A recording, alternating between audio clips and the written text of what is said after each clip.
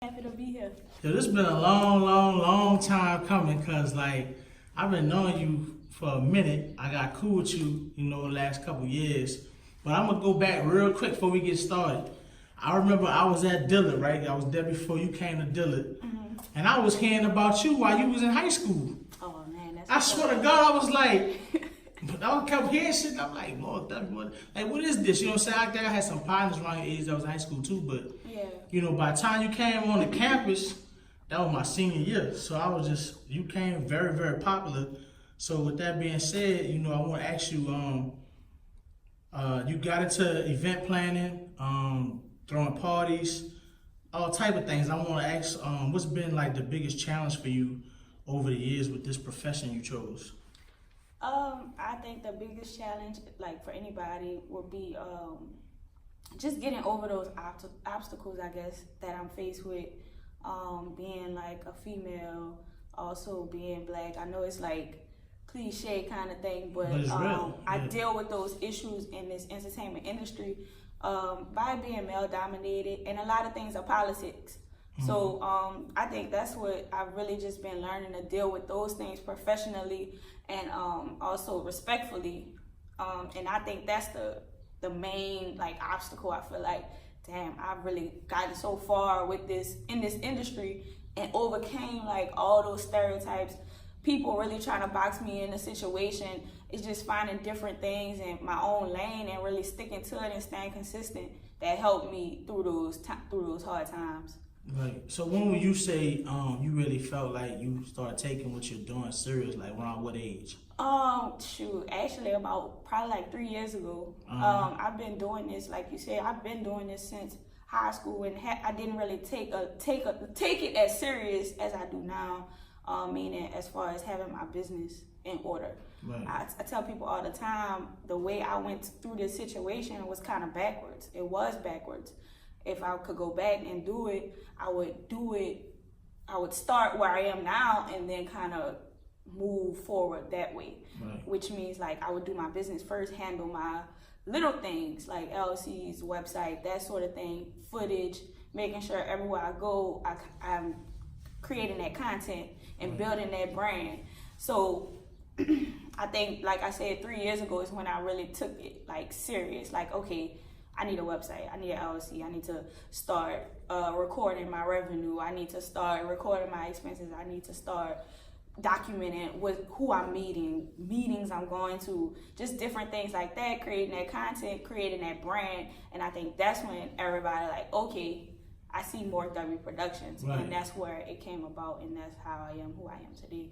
Right. Well, I keep saying who I am today, which this is not even a full person that I want to be, but I'm taking the proper steps now. I feel like as a college grad, as somebody who's been through the bottom, passing out flyers on cars to, now like being this person to working solely for myself. Right. Yeah, well, you headed, definitely in the right direction. So, for sure. With that being said, while I got you, I'm just gonna catch you spur the moment off your head. What's the best event you feel like you put on or been a part of? Oh, the best event? I've never been asked that. Well, I'm good at what I do, so. I love all my events. Yeah. I really do. Can't pick one. My favorite event is an event called I do it Thanksgiving on St. Charles. Right. My 4th year had to be my favorite year.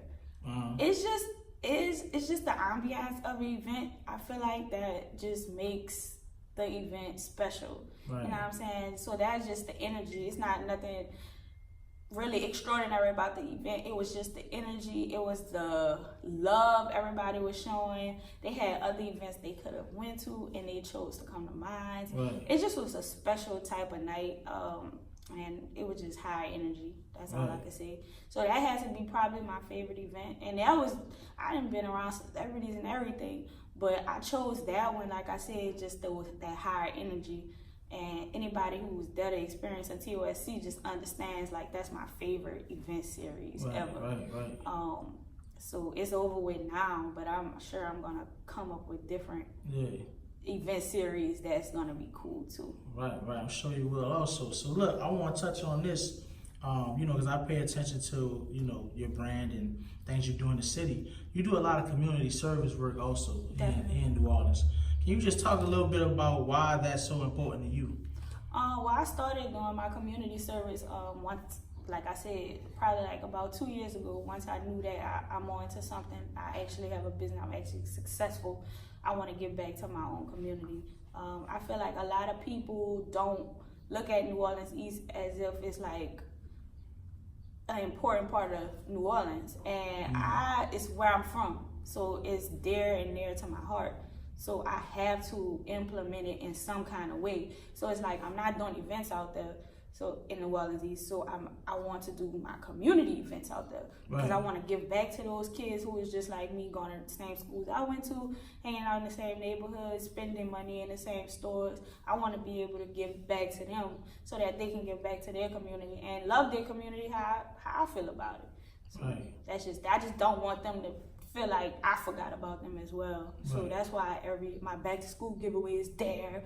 Like anything I try to implement. Also my Christmas giveaway to New Orleans East. You know, by my partner, sometimes I wasn't able to do that, but I know I still touch kids who might go to Martin Luther King or other schools that's out the East. They're still from the East. You know what I'm saying? So, right, definitely. So I want to go back just a tad bit again, all right? Because I want to ask you. All right, so like you say, you was doing things in high school, but you know you didn't legitimize everything as a business. Definitely. But what was it in you, or when did you realize, okay, I'm going to just doing promoting and all that is something I'm good at? You know what I'm saying? Like what made you take that lane in the first place? I realized I was good at it when it was a demand to have me a part of something. I think that's when anybody should realize, okay, once people are reaching, you just kind of doing your own thing and, you know, dealing with your life, and then people are reaching out to you for a helping hand. That means you have a gift. That means you have some type of necessity that they need, that they feel like is missing from their component to make sure what the next step they're trying to take.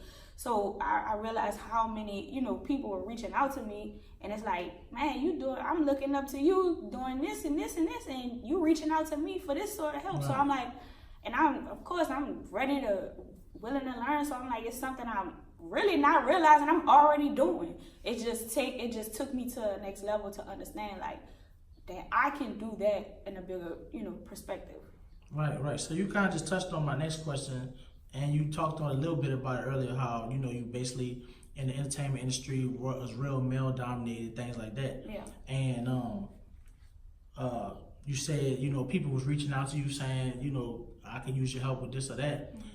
So with that being said, like, do you feel like things are getting a little easier as far as you paving the way for other women to do what you're doing and just being a woman entrepreneur? It's not getting easier, but I do try to like encourage women to at least dab in this industry as far as event planning and event curating, and which I think they do. They just kind of take the more planner route more than like a actual curator, because we have a lot of female curators here in curating, and which I think they do. They just kind of take the more planner route more than like a actual curator, because we have a lot of female curators here in New Orleans that I feel like don't get enough recognition for the events that they put on. There's, you know, a lot of panels, a lot of you know, women empowerment events that other people put on. So it's just like shining that light on them and having that platform. So I think that in the future, like once I really feel like, which everybody always say like, you are that person, but I don't know, in my head, when I feel like I'm at a level where I'm like, okay, now I can use my platform to shine light on other people and what they're doing, then that's when I'm gonna go ahead and take that step and do that, because I think that's what we need more of. And I think the guys, they kind of do that, you know, as far as like event promoter world. They kind of like, I guess, you know, they highlight each other, one another. So I just want to be able to do that for us females.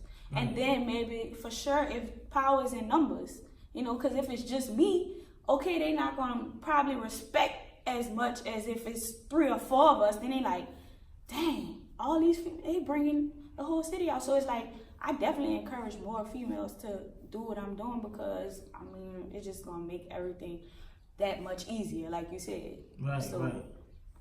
Well, yeah, I mean, me personally, I've definitely noticed that you've been featured on a lot of like women panels and things like that in the city. Mm-hmm. And I just want to ask you, like I said, being a woman entrepreneur, black woman, it's 2019, and Donald Trump is the president.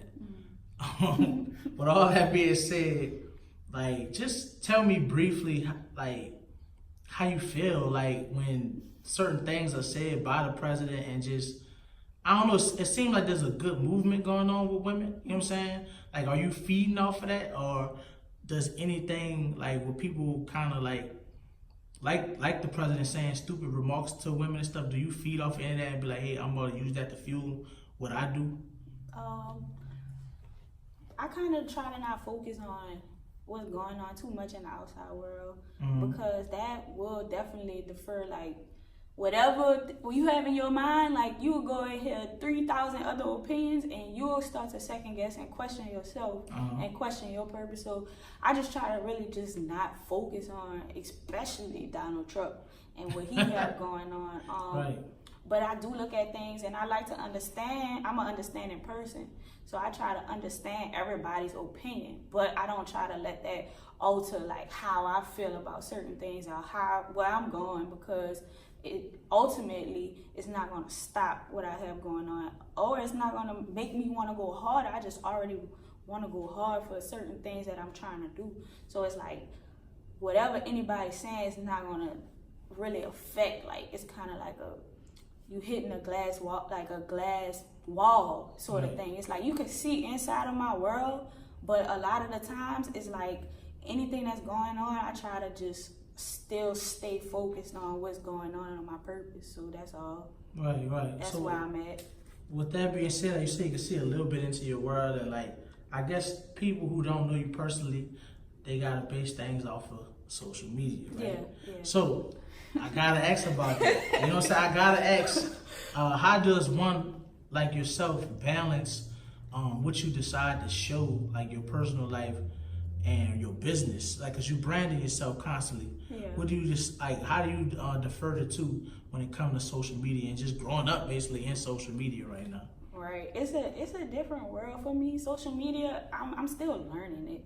I'm still balancing the fact that I'm a private person, but also a popular person, and wanting to be like, as far as wanting to be active on social media. So I mean, just coming into that balance, you'll really be able to tell once I really, like, master it. But I'm trying to not be so personal, but also let them know, like, I'm genuinely doing what I feel like is my purpose and what I'm supposed to be doing. Right. So showing that side, and still also not having it to where people feel like they could pull up, like, if I'm crying, they gotta cry. If I'm sad, I'm happy. You know what I'm saying? Like, every emotion. I don't want you to deal with every emotion I'm going through. I don't want to be fake about things and just only show, like, the great emotions. Like, oh, everything I do is successful, because that's not the case either. But I do want to show you just the right steps, the right way to do things. It's like, if I made 10 mistakes trying to get to this one successful thing, I kind of just want to show you maybe 1 or 2 steps throughout the process to how I got where I'm at. So that's just where I'm at with it, just kind of trying to balance that. And I just still can't get with the personal life kind of thing being on social media. So I don't know how long it's going to take me to adjust with that, as far as, like, my dating life and stuff like that. Because a lot of people ask about that as well. Like, people really want to know. Like, I don't know, it's weird. Like, they just trying to know all kind of stuff about you, and it's like, I guess it depends on the person too, because I know I've been noticing, like, you know, a big figure in our city with Big Booty Judy. I see more recently that she was, like, showing when she would, like, talk to somebody or saying I want to be with somebody and stuff like that. Yeah, and then I remember once you had put up something on your gram, like, kind of hinting towards, you know, yeah, maybe so, maybe not. What y'all think? Whatever. It's like you was playing about it or whatever. But I want to switch the subject. Still on social media though. like recently, you the first prominent person in New Orleans that I got on camera since the passing of Nipsey Hussle, right? And I just wanted to ask you, like, how crazy is it that now we live like in a world where, you know, instantly everybody knew what was happening. It came straight to your phone. Yeah. And I mean, if you decided to, you could watch the video of him on the ground and they working on him, and you could see what the shooting was like and all that. Like, how does that make you feel? That like you feel like the world is lacking empathy, or like just what's going on as far as everything I be filmed, everything is just. Yeah, I told it's a different world. It's a hard thing. It's hard for me because I'm in between that. Like, I get social media, I get how people are now, but I come from where, like, people just were more private and more, like sympathy, compassionate about things like that. That's a sensitive topic. I'm sure we probably found out before some of his family members who may not be right, that's crazy. On, social media, they probably just at their house, it was his grandma and things like that. So it's like, it's heartbreaking because you would hate to find out some information like that from a stranger. But I mean, a lot of us are sympathizing with his family and friends. I think people kind of getting that too as well. So it's like you gotta roll with how life is now. That's just how it is. So right. Yeah, that's a sad situation. Right. Well, I want to say, me personally, you're a little younger than me, so I feel like when I've attended some of your events, not that it's definitely not a childish vibe, but you seem to have the youth of the city, people your age are like maybe 2-3 years younger than you. Yeah. And I always, not joke with you, but I remember when you came out with the series Queen of the South. Yeah. I mean, every time I see you, I say that. You know what I'm saying? Yeah. Like, no matter where I see you at, if I see you out on the street, if I see you at an event, I don't care if I see you at Walgreens or something, I'm going to yell out, Queen of the South! Yeah, I love And sometimes people look at me like, what the hell wrong with him? But like, honestly, do you really feel like, you kind of got a leadership role to play as far as some of the younger people here in New Orleans? Oh, definitely. Like, when I say Queen of the South, it's something that I'm speaking into existence because people gonna understand as I keep growing that brand. They're gonna understand why I'm saying it, and I'm saying it as a level of New Orleans being a leader of the South, and I'm saying that as myself being a leader in New Orleans. So, I mean, I just feel like everybody should get behind the movement of how I'm feeling because that's gonna put New Orleans on another, perspective as well, as far as surrounding people seeing like, okay, New Orleans, like, they right. nightlife really, they got stuff going on down there. And that's just kind of what you want to highlight, and that's just where I'm at, because I know once I continue to build this brand, bring more celebrities here when I'm doing my birthday series, and also, moving around or traveling, I'm able to be like, oh yeah, that's Morg W, Queen of the South. Right. You know what I'm saying? Like, she Yeah. do her thing. So that's kind of where I'm at with it. So that's what that's about. All right, well, that was my next question, is to ask, about New Orleans nightlife currently. Like, where do you feel like it's at, and where do you want to take it to? I think that, we're at a pretty open place right now. I think it's a wide open scene.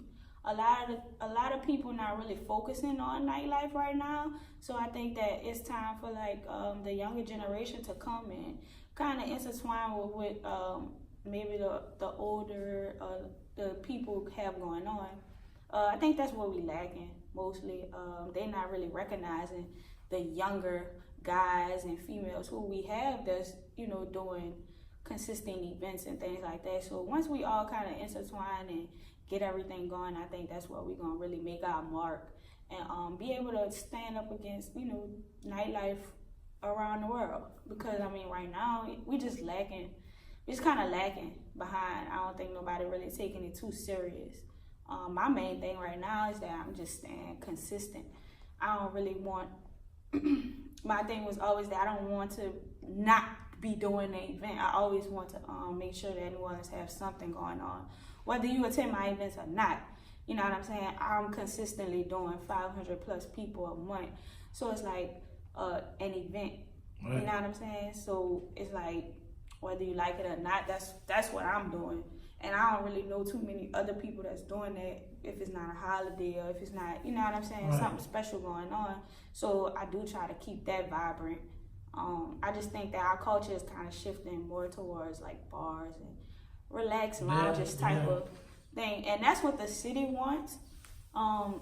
As far as for New Orleans, they want us to be that city. Like, it's like a bar, drinking, food type of vibe. Mm-hmm. So it's not really built for like an entertainment thing, but I think the more we kind of enforce it and show them like, look, numbers, they come out for concerts, they come out for festivals, they come out for these sort of things, the more we'll get it. So that's just my main goal, like concerts, festivals, and like I said, just staying like original, doing like the silent parties and those type of different things to keep people excited about the nightlife.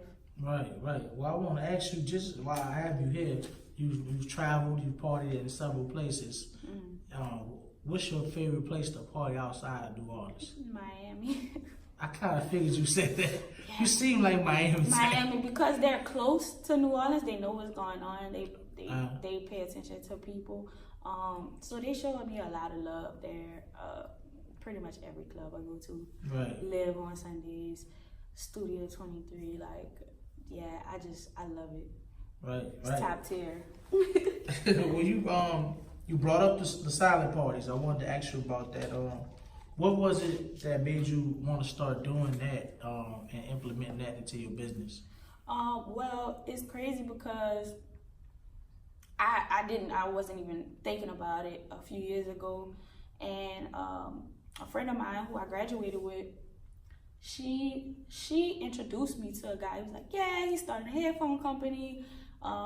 He's trying to do it all over the country, and he has New Orleans on his radar. I saw you. I randomly tweeted about it. I don't know how she saw it, but like the tweet went, I guess because it kind of went viral. It didn't really go viral, but it was like 100 and something retweets and like 500 something likes. So that was pretty like a high volume for like a headphone party. Right. And I didn't even really think people knew about it. Right. So then when she reached out, because I kind of tweeted about it, she was like, so he owned his own headphones and this and that.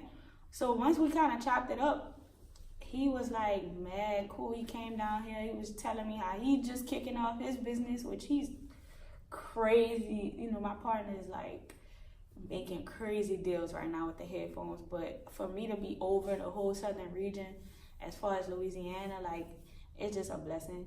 Like, I have headphones here. I'm able to rent them out. I'm able to do what I want to do with the brand. He trusts me with his brand, his company.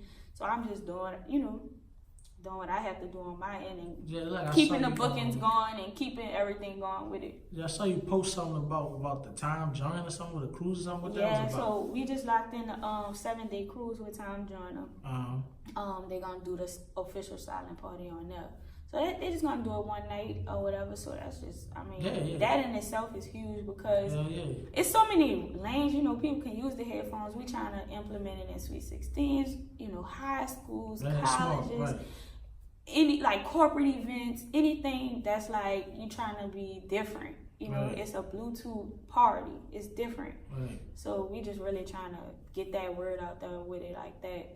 So those type of deals is dope because that can just reach a whole nother crowd that we used to having. Yeah, well, that type of stuff shows, you know, just how smart you are and just realizing, you know, connecting with the new wave of things, the trends of things, technology, all of that. So speaking of trends, I see you're creating the new hookah brand you have.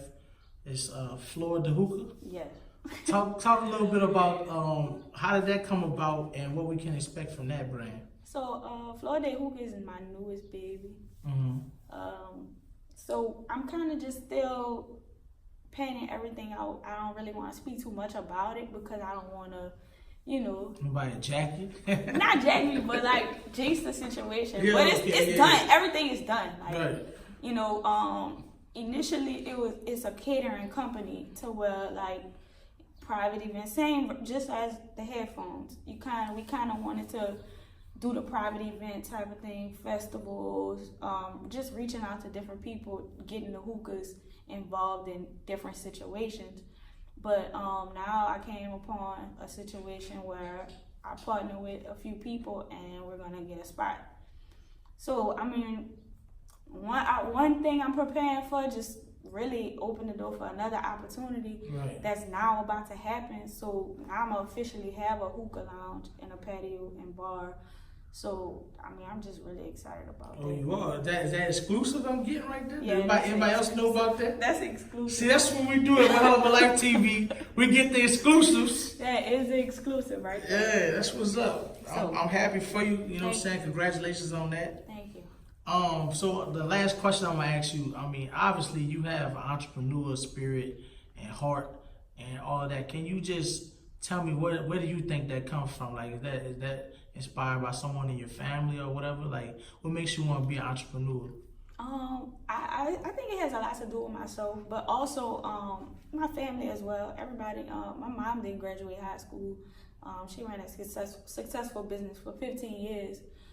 So I mean, that in itself is just how you understand how it's raised. Right. But I do have a college degree, so I could have taken either route. Still to this day, I can go get a job or whatever I choose to do. I just want to be able to do what I want to do. I think that's what life is about, like kind of just doing what you yourself really want to do, set on this earth to do. Right. Because a lot of us get caught up in different money situations, different other situations that kind of set you back from you really doing what you're supposed to be doing, and that's kind of why things start going left or shifty or shaky, because you're not really living in your purpose. Back to that. So that's just where I'm at with it. I just feel like I just want to continue to live in my purpose, continue to do what I feel like God put me here to do, which is to be an entrepreneur, be a leader, be a person of reason. You know what I'm saying? Be that person to create other opportunities for other people, because that's really how I look at everything. Anything that I do, I always try to like, okay, I'm doing this, but it's like 10 other people I know that I can like involve with this situation to make everybody better. You know what I'm saying? Because I can't do everything on my own. Right. And really just putting people in place to get the job done, get the overall goal done. So that's just where I be at. Right, well that makes a lot of sense, and I'm a huge fan of the Queen of the South. You know what I'm saying? Hopefully I get you to come back and talk with us more. Yeah, I'm gonna come back. After the new location. Grand opening. Yeah, and I'm gonna try to get over there, bring the cameraman, we'll do all that. For sure. You know what I'm saying? Come show you love. Like I said, I appreciate you coming sit down with me. Thank you. Thank you. This is My Hell of a Life TV, and we out.